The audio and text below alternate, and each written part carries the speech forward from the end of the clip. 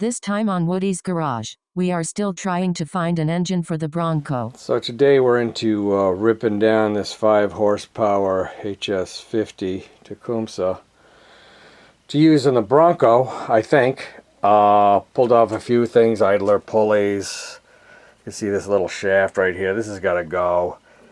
I was wondering if this Aaron's 5 horsepower that's older, if the crank from this would actually fit in, we'll call this Blacko, in Blacko. Now, as you can see, it kind of steps down to the shaft here. This measurement right there is the same as this measurement here. But the side covers are different. I don't know if you can kind of tell. If you notice over here, it's very straight. And over here, you're kind of at an angle. So, you know, I mean, it's a lot of work to find out, no, you can't. So I'm not quite sure if I'm going to do it. You can also see how much narrower this Craftsman 5 horsepower is than the Aaron's 5 horsepower. And like I said, I think that's because of the flywheel and the gear for the electric start. However, this one has an electric start.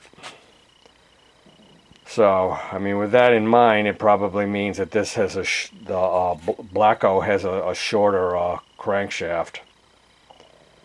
So I think probably the thing to do is to see if we can, we want to get this thing started.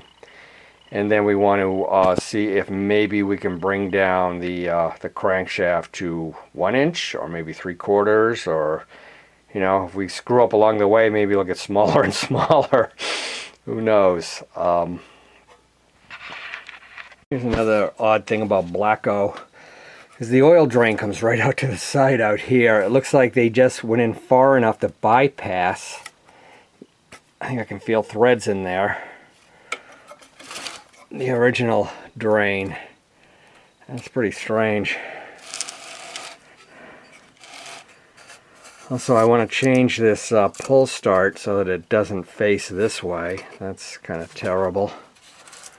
And it has a couple of screws on it, so I guess that can be undone.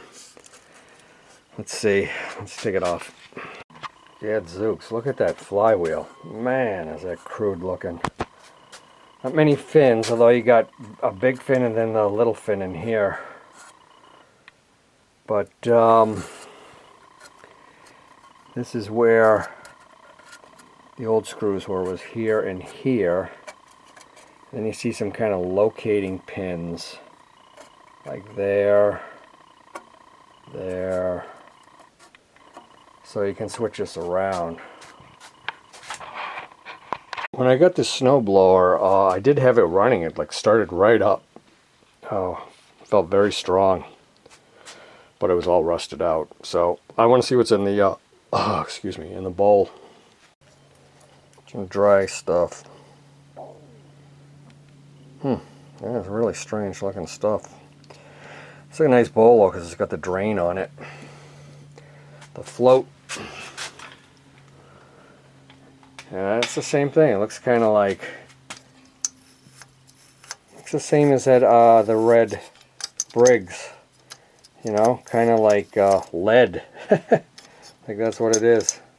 Old leaded gas or something. Is that possible? Yeah, I got the bowl, the float off.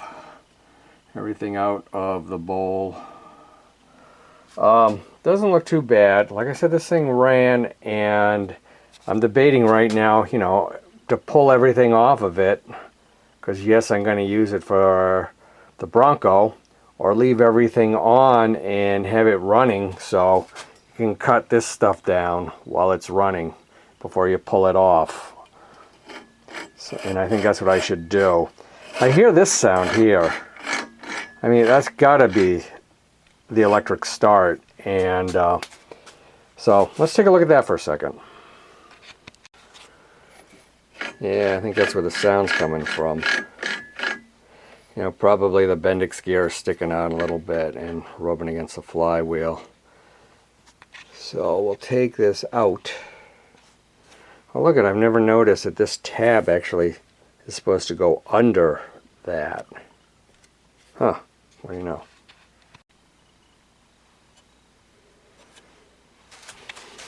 Let's turn it now. Yeah, that's what's making the racket. So I can't recall, is this engaged? Yeah, I guess it would be out. We'll get that junk out of it and we'll get some lube on it. So I got the electricity hitched up to it and it kind of like sticks. So needs some more loosening up then, I think. Because it engages, it sucks it in, and I guess that's what engages with the ring gear.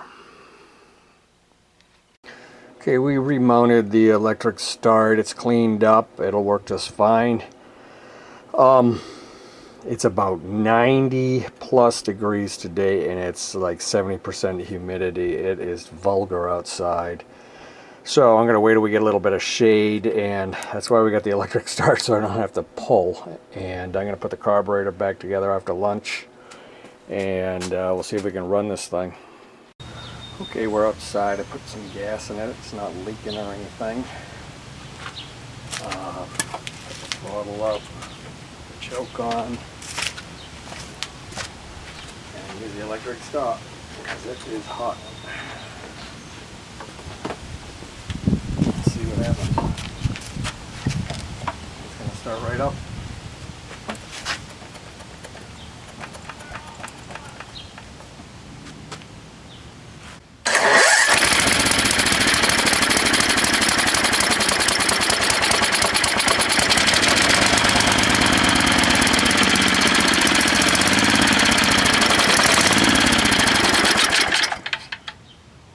Like that.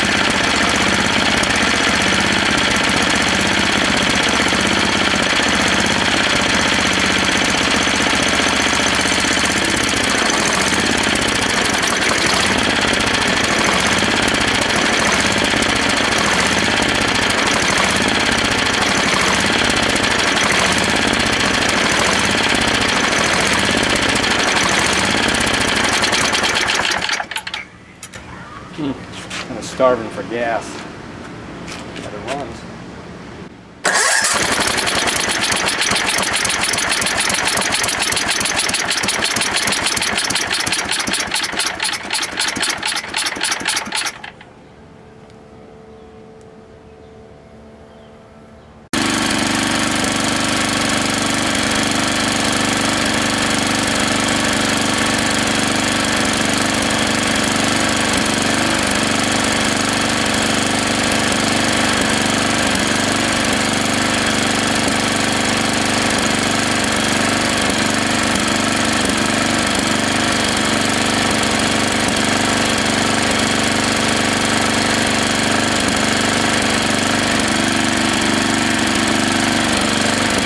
Choke isn't totally open.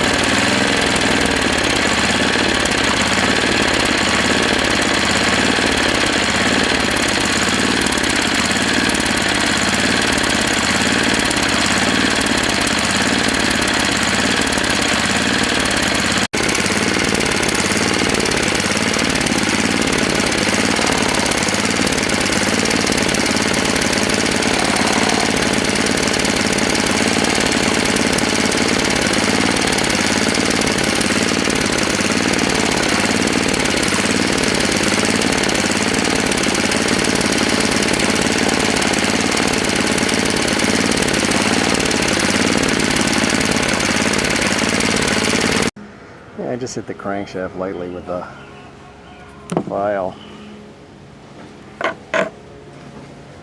And it's probably going to be a lot of work to get that off. I was thinking of putting the hacksaw on this while I was running, but yeah, I don't want it to jam. Could be a nightmare. So I think I'm going to cut that off. Just regular.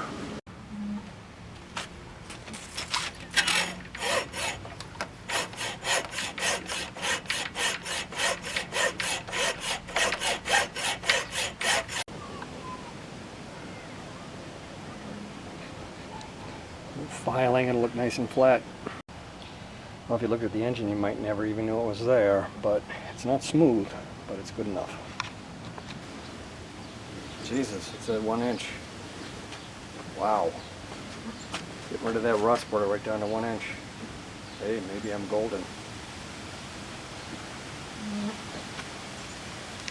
Now, it's honestly too hot to be doing this today.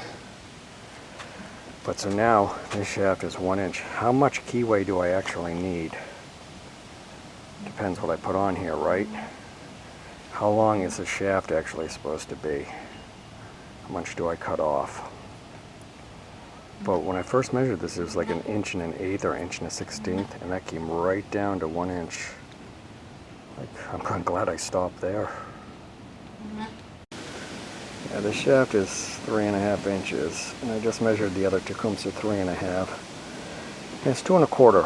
I was right on that size. That's how much you'd have to cut off, but I'm going to wait until I figure out what I'm doing with the engine.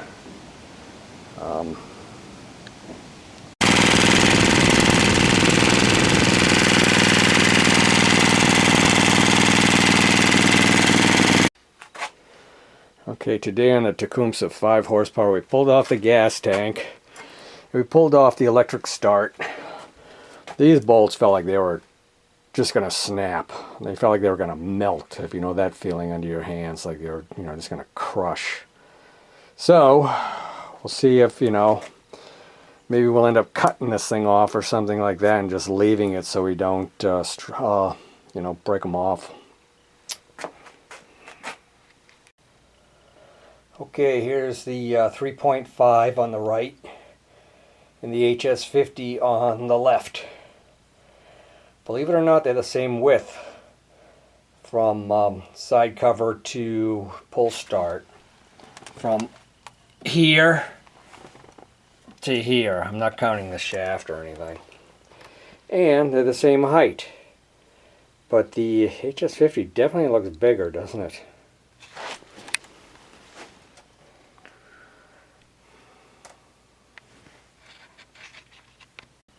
Okay, the HS50 is on there.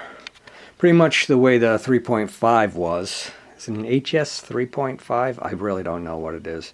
It's another Craftsman motor, so I don't know what they'd call it. But kind of looks the same. It does look bigger. I mean, every way it looks bigger. I don't know why it doesn't measure up that way. My perception is kind of off today, though. I just got over a fever and a gut sickness. It was pretty terrible. I went in today and I found a bite mark on me, and I'm being tested now for Lyme disease, because those are the symptoms I have are kind of the symptoms of Lyme disease. So, a little concerned about that. I think I probably got bitten by a tick when I was shooting that the mini bike massacre. I was out in the woods for a while out there. So we'll hope for the best on that one. And I think I'm going to get back to this.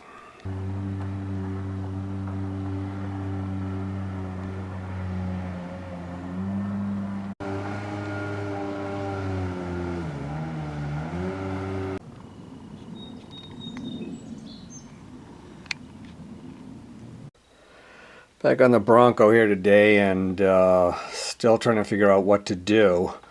I threw this jack shaft torque converter type backing plate on, and I took this piece of plastic coffee can lid that's just about 6 inches, so it gives me an idea of if a torque converter could fit. And yeah, it's a piece of plastic, not a torque converter. Now, I got a sprocket on here with a chain, and it really should be moved over this way 1 inch. No, 1/2 inch. Somewhere around there. About 1/2 inch. So if you push this over, no, the torque converter is going to run into the swing arm here. So that's a big no. Another thing I found out about the 1-inch shaft engine is that the smallest sprocket you can have on it is 14 teeth. So that kind of throws a whammy into the drivetrain to try to get the 6-to-1 or thereabouts. Because you're starting with a 14, you're going to need a pretty big sprocket back here if you don't go with the torque converter. Now I've also thought of like switching the wheel around, putting the sprocket on the other side, but the whole brake setup's over there, so no, that's not going to work either. This is a real head scratcher. You know, that 3.5 there fit in here like a lot better. I've said it before, maybe I'll just gear it down and go with it. Another weird thing about this is, look at that, you know, you can get a feeler gauge in between this and the carburetor. I think it's hitting it right now. So that's a real tough one. I think the only way out of this is to have a standalone jack shaft, kind of like the fake one, my mock-up, that's set in place, and the engine. And it would have to be about this high in order to clear the swing arm. But if it's this high, maybe we can get a nice big gear back here, you know, like a 30-tooth gear, although I haven't seen any for sale either. Like the biggest one I can find is like a 22. So a 14 to 22, that's, you know, that's not changing much. And this has got to be a 10 to that. And this thing won't even move.